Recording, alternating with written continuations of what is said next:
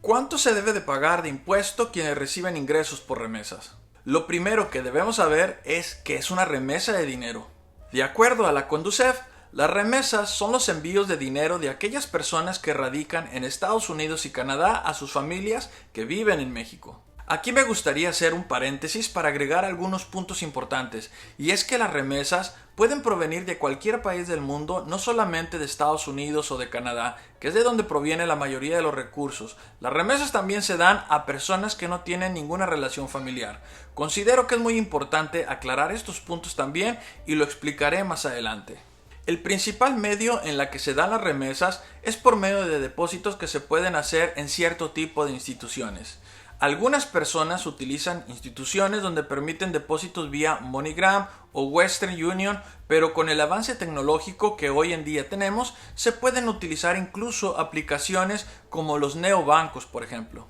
En México, para quien recibe la remesa, en términos fiscales, se debe de considerar como un ingreso al que se le debe de calcular el impuesto sobre la renta. Sin embargo, las remesas tienen algunas características en las que se les pudiera considerar como una donación. Actualmente, la donación es una acción que se da entre familiares y amigos. Quizás lo hacemos de manera muy normal, incluso hasta inconsciente.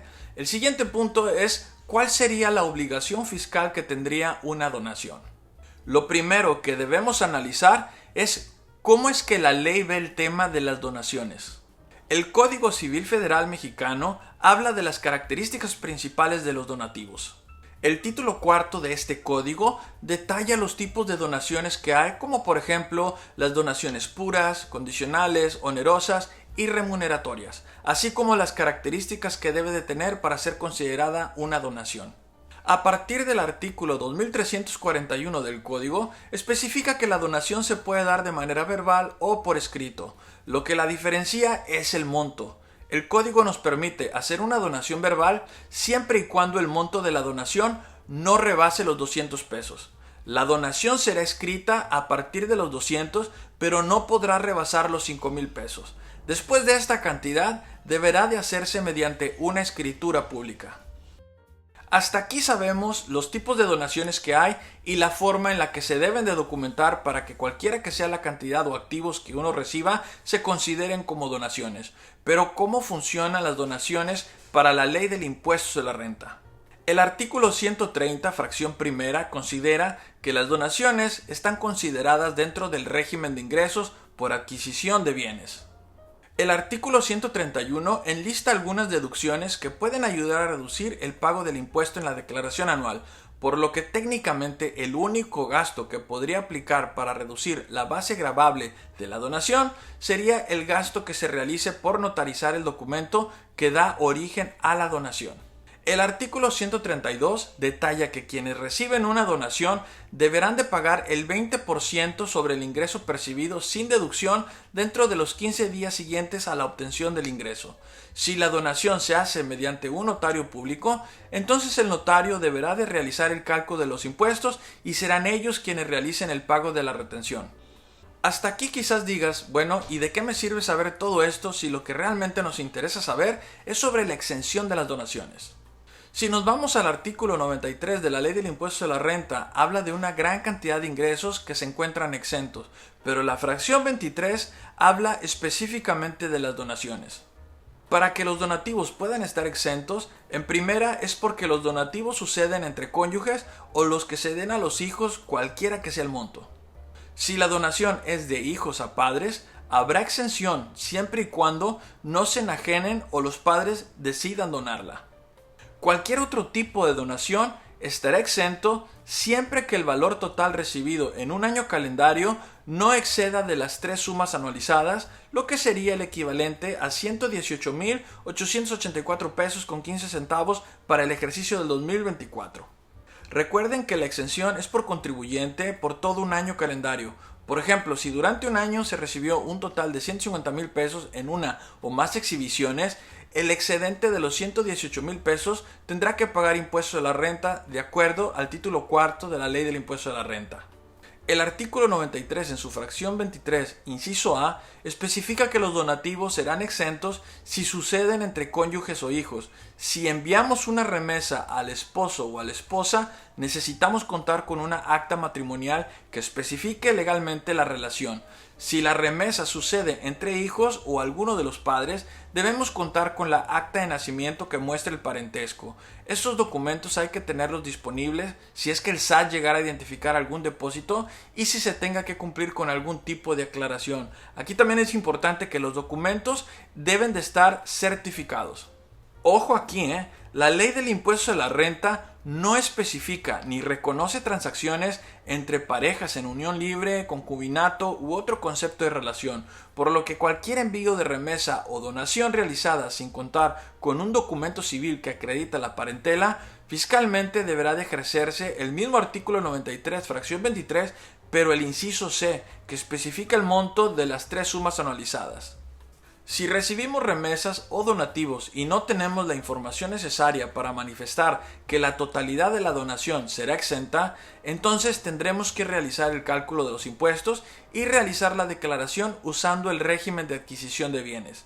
Si las remesas o donaciones sean realizadas periódicamente, te recomiendo que te asesores con un contador público profesional que te pueda orientar. Si llegaras a requerir asesoría de ese tema y te interesa que alguien de mi despacho contable te pueda orientar, te dejo el correo electrónico en pantalla para que nos escribas y con gusto te contactaremos. Ahora bien, ¿qué pasa si cumples con los requisitos que te permite exentar la donación? ¿Estás obligado a realizar una declaración? Para esto me voy a dirigir al artículo 90 de la Ley del Impuesto de la Renta, segundo párrafo, y este dice: las personas físicas residentes en México están obligadas a informar en la declaración del ejercicio sobre los préstamos, los donativos y los premios obtenidos en el mismo, siempre que estos en lo individual o en su conjunto excedan de 600,000 pesos. Aquí la ley nos afirma que si las donaciones o el conjunto de ingresos recibidos por este párrafo no rebasaron los 600,000, entonces no está obligado a informar sobre este tipo de transacciones. No obstante, y para que vean las contradicciones que se dan incluso en las leyes, el artículo 150 de la misma ley, en su tercer párrafo, dice que en caso de que el contribuyente haya obtenido ingresos totales, incluyendo aquellos por los que no se está obligado a pagar impuesto, que técnicamente serían todos los que están listados en el artículo 93, y por aquellos que se haya pagado impuesto definitivo, superiores a 500,000 pesos, deberán declarar la totalidad de sus ingresos.